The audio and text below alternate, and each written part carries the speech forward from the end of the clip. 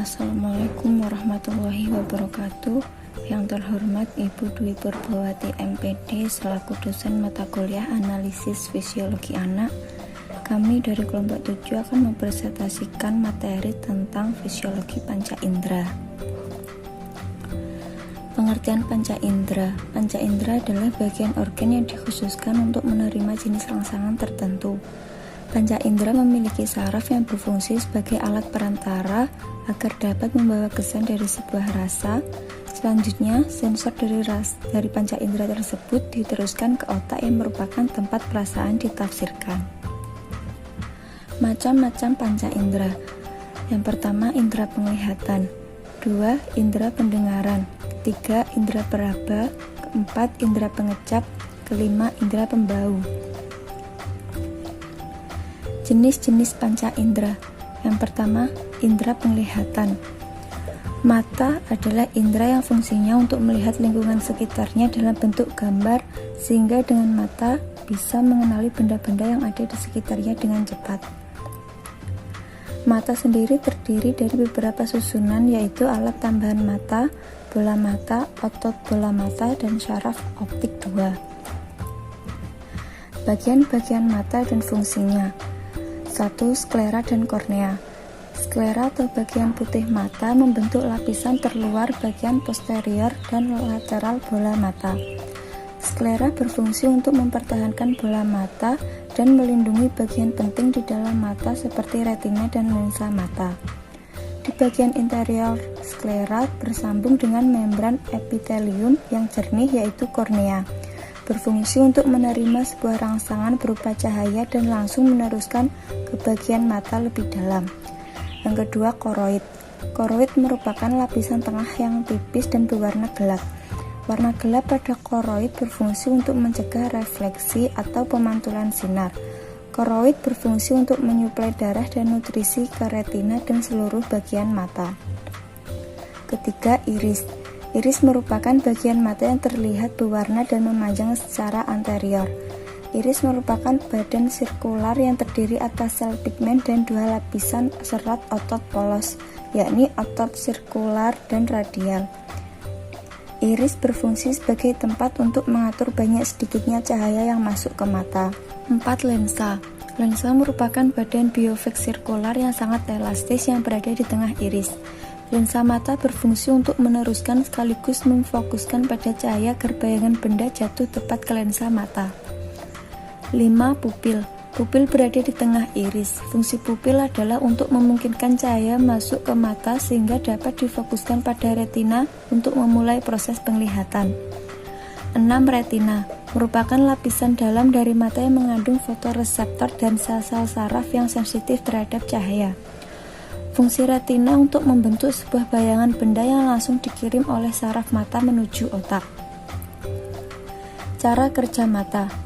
Cara kerja mata manusia pada dasarnya sama dengan cara kerja kamera, kecuali ke arah mengubah fokus lensa. Sinar yang masuk ke mata sebelum sampai di retina mengalami pembiasan 5 kali, yaitu waktu melalui konjungtiva, kornea, aqueous humor, lensa, dan vitreous humor. Bagi mata normal, bayang-bayang benda akan jatuh pada bintik kuning, yaitu bagian yang paling peka terhadap sinar. Selanjutnya diteruskan ke optik dan yang terakhir menuju otak untuk menerjemahkan cahaya menjadi sebuah gambar. Kelainan pada mata. 1. Presbiopi. Presbiopi adalah penyakit mata tua karena proses penuaan, disebut juga mata tua. Pada anak-anak, titik dekat mata bisa sangat pendek. Makin tua, jarak titik dekat makin panjang. Oleh karena itu, memerlukan pertolongan kacamata untuk membaca berupa kacamata cembung atau positif. Hal ini disebabkan karena elastisitas lensa berkurang. Penderita presbiopi dapat dibantu dengan lensa rangkap. Kedua, hipermetropi. Hipermetropi disebabkan bola mata terlalu pendek sehingga bayang-bayang jatuh di belakang retina. Penderita hipermetropi ini tidak dapat melihat benda yang dekat atau biasa disebut rabun dekat. Untuk mengatasi hipermetropi adalah dengan menggunakan kacamata dengan lensa cembung. 3. Miopi. Miopi atau mata dekat adalah cacat mata yang disebabkan oleh bola mata terlalu panjang sehingga bayang-bayang dari benda yang jaraknya jauh akan jatuh di depan retina. Penderita miopi tidak bisa melihat benda jauh, biasa disebut rabun jauh. Untuk cacat seperti ini, orang dapat ditolong dengan lensa cekung. 4. Astigmatisme. Astigmatisme merupakan kelainan yang disebabkan bola mata atau permukaan lensa mata mempunyai kelengkungan yang tidak sama, sehingga fokusnya tidak sama dan mengakibatkan bayang-bayang jatuh tidak pada tempat yang sama. Untuk menolong orang yang cacat seperti ini dibuat lensa silindris. 5. Katarak, yaitu buramnya dan berkurang elastisitasnya lensa mata. Hal ini terjadi karena adanya pengapuran pada lensa. Pada orang yang terkena katarak, pandangan menjadi kabur dan daya akomodasi berkurang. 2. Indera pendengaran. Telinga merupakan sebuah organ yang mampu mendeteksi atau mengenal suara dan juga banyak berperan dalam keseimbangan dan posisi tubuh. Ada 3 bagian utama dari telinga manusia, yaitu bagian telinga luar, telinga tengah, dan telinga dalam. Telinga luar berfungsi menangkap getaran bunyi, dan telinga tengah meneruskan getaran dari telinga luar ke telinga dalam. Bagian-bagian telinga. 1. Telinga luar. A. Daun telinga. Daun telinga terdiri dari kartilago fibroelastik yang ditutupi kulit. Bagian paling luar daun telinga disebut helix. Fungsi daun telinga yaitu untuk membantu mengarahkan suara ke dalam liang telinga dan akhirnya menuju gendang telinga. B. Saluran telinga luar atau meatus akustik eksternal. Saluran telinga luar menyerupai huruf S yang kurang sempurna dan memiliki panjang sekitar 2,5 cm. Fungsi saluran telinga luar yaitu untuk menghantarkan suara ke membran timpani. 2. Telinga tengah merupakan rongga berisi udara yang memiliki bentuk tidak beraturan di dalam bagian petrosal lobus temporal.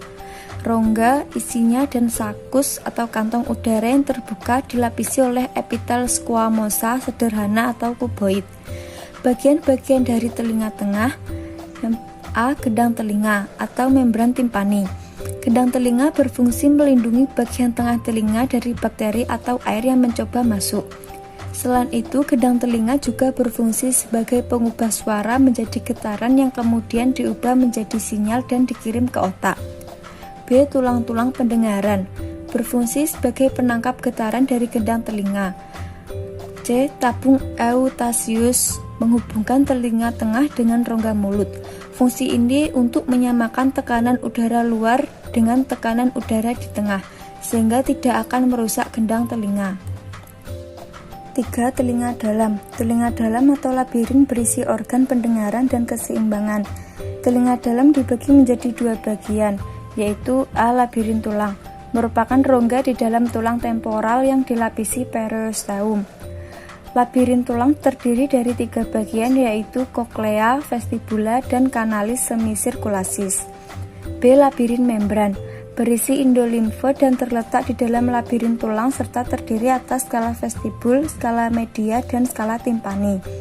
Sel-sel ini membentuk organ spiral corti, suatu organ sensorik yang berespon terhadap getaran yang diinisiasi oleh impuls saraf dan dipersepsikan sebagai pendengaran oleh otak. Kelainan atau penyakit pada telinga.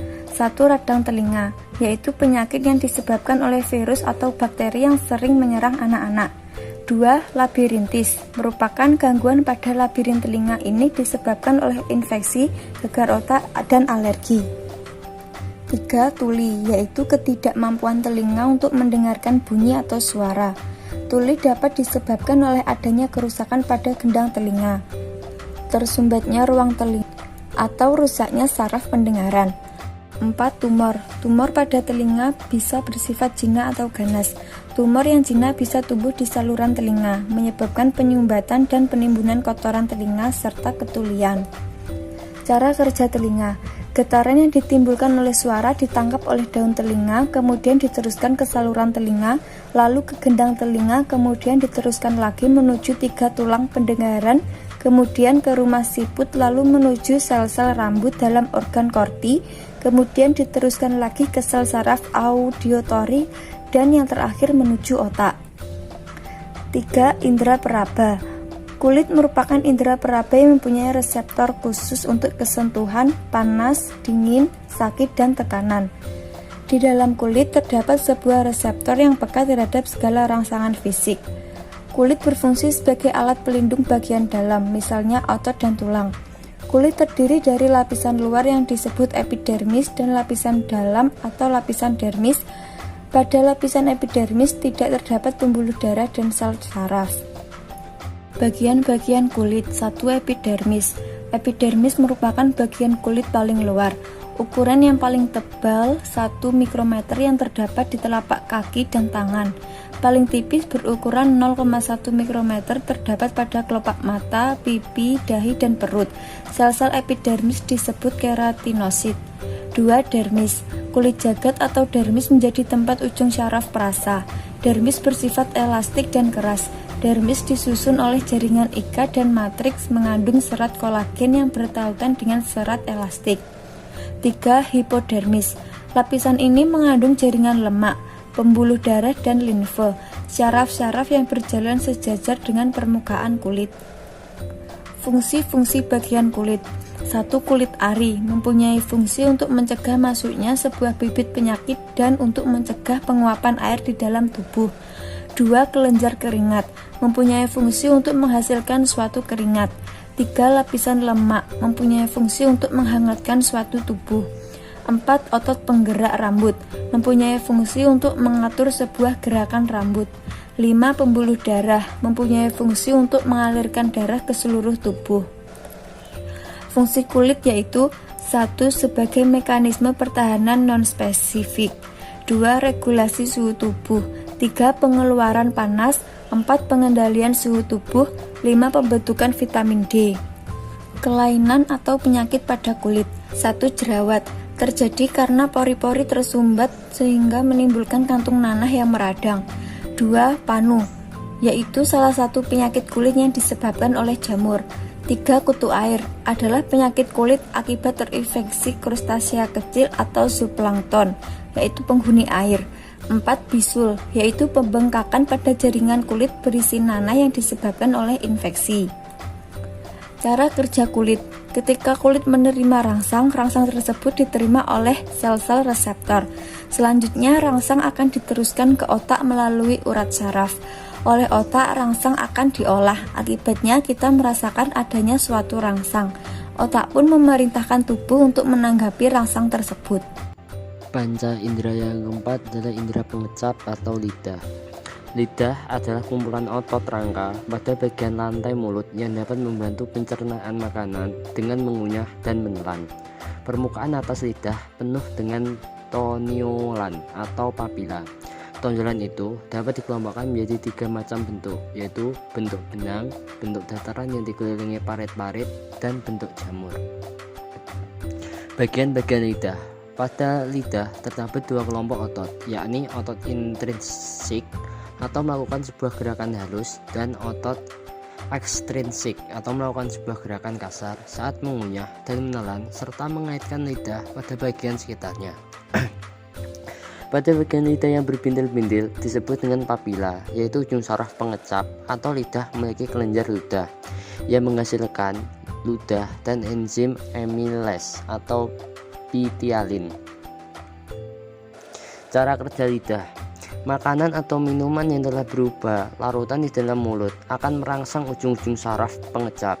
Setelah itu, rangsangan tersebut diteruskan ke pusat saraf pengecap di otak, lalu otak menanggapi rangsang tersebut sehingga manusia dapat merasakan rasa makanan atau minuman tersebut.